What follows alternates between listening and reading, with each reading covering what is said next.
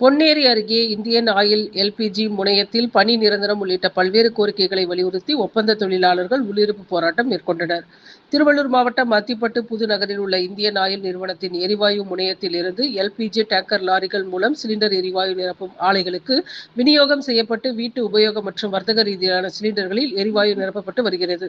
இந்த எரிவாயு முனையத்தில் பணியாற்றி வரும் ஒப்பந்த தொழிலாளர்கள் உள்ளிருப்பு போராட்டத்தில் ஈடுபட்டு வருகின்றனர். பணி நிரந்தரம், ஊதிய உயர்வு, அகவிலைப்படி, குழு விபத்து காப்பீடு போன்ற பல்வேறு பலன்கள் உள்ளிட்ட கோரிக்கைகளை வலியுறுத்தி ஒப்பந்த தொழிலாளர்கள் உள்ளிருப்பு போராட்டத்தில் ஈடுபட்டு வருகின்றனர்.